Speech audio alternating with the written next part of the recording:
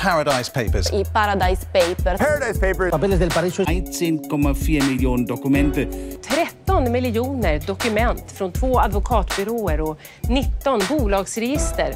De flesta från skatteparadis som Bermuda, Bahamas och Barbados ingår i den här läckan som kallas Paradise Papers. They've been obtained by the German newspaper Süddeutsche Zeitung and shared with the International Consortium of Investigative Journalists.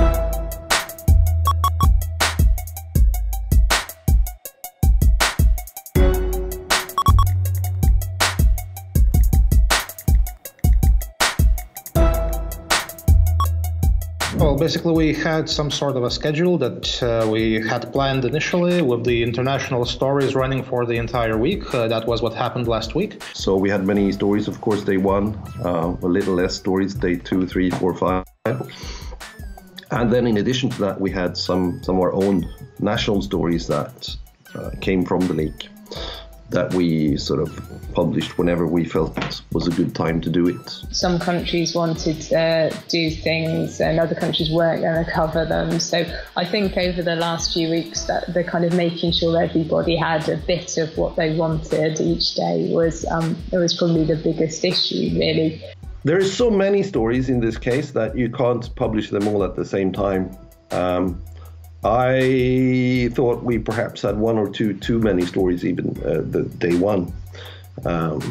They compete with each other. You saw what happened when the news hit the media, about the Queen of England having some really peculiar investments. Well, that shook the world and that took all of attention. And we probably did put too much on the first couple of days just because that was the consensus.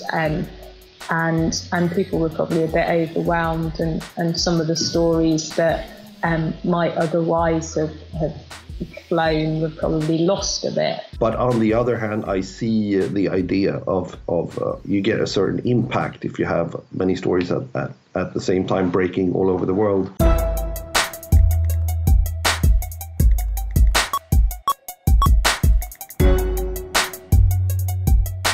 We have more than 20 individuals and businesses being investigated because of what were revealed in the Panama Papers.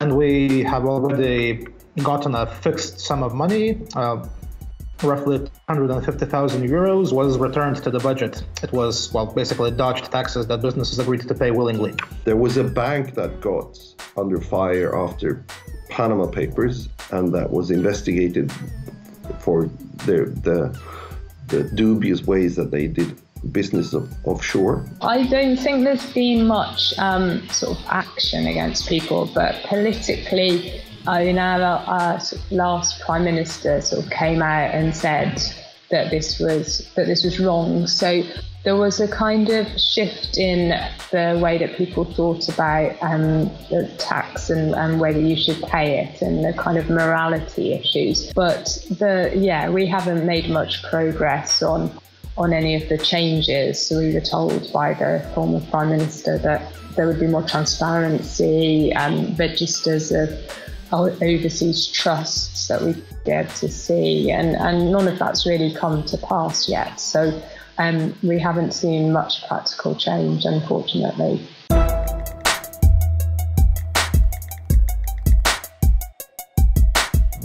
Well, first of all, it gets those people exposed, and it makes tax evasion more costly because they are forced to look for more complex solutions that will make them more safe.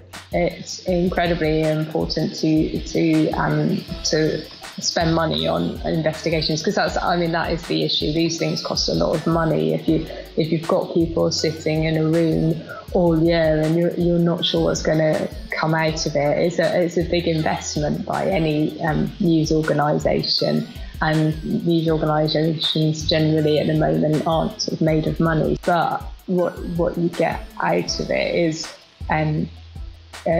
big stories that are important to people, and this particular subject at the moment is important to people because we've got lots of places. The UK is one where we've had a lot of austerity since the financial crisis. We've cut a lot of public services, And I mean, lots of other countries have been forced to do that. There's not a lot of money around, and sort of trying to find out where the money is and where it's going and telling people, I think, is a really important thing to do.